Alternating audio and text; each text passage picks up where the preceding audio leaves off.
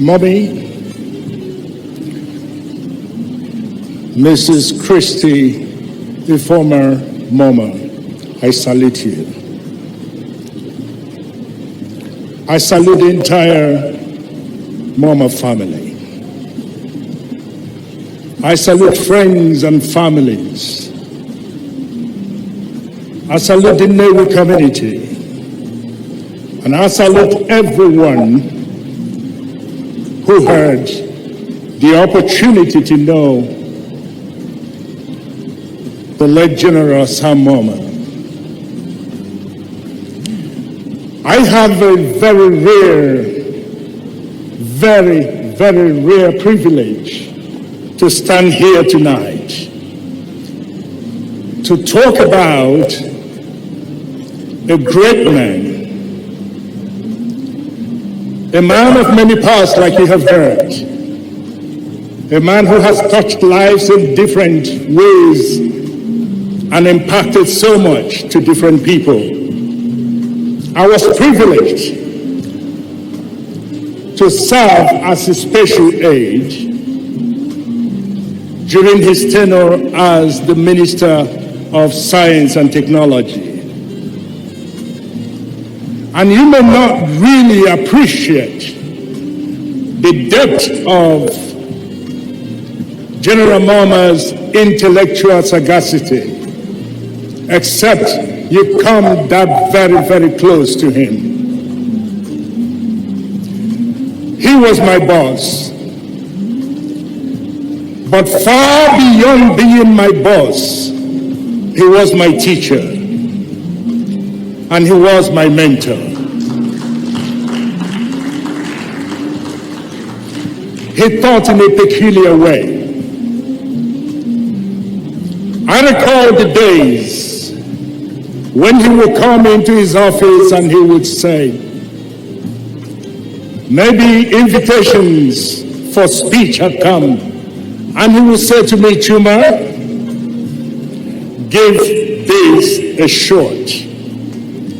He wasn't asking me to write those speeches because he couldn't write them, far from it, but he had a mission, and his mission was to develop me. And I would take those speeches and I would start off and I would return them back to him, and he would look at it and he would smile and he would cross all the T's and dot all the I's, and he would say, Chuma, have you thought about this? Have you thought about that? Have you thought about that? And I listened, and by the time he was done, the speeches that began that small would have grown to be this. And you will bear me witnesses, ladies and gentlemen, if you heard him speak, if you had him deliver a speech, that his speeches were in very hot demand. And that was because he took his time. He was a man that believed in excellence. He was a man that believed in depth, and he was a man that believed in passing and impacting knowledge. And by the time the speeches are done, the general would have done his work, and I would have learned a lot from that. And I began to grow, and I began to develop.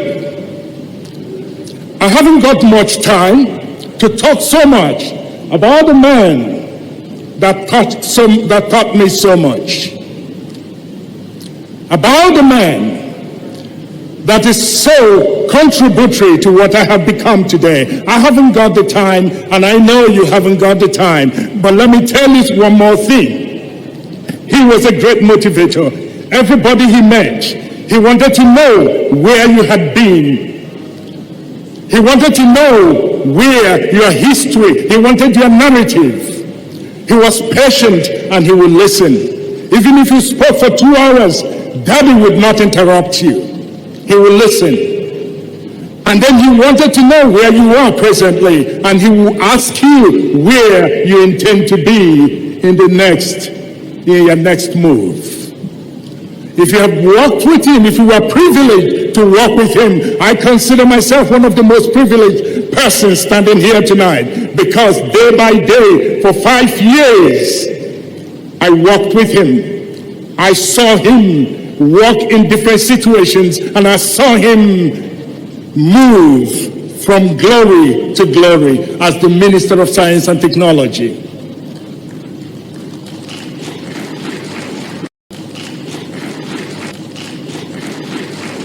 Daddy, because of time factor, you have heard it from different quarters. You've heard it from men, from women, from children. You've heard him. What tribute would I say, and what would I leave out? But let me tell you something else. He was a man who loved family life. Everyone who worked with him as a staff in various capacities will attest to this. He will ask after you.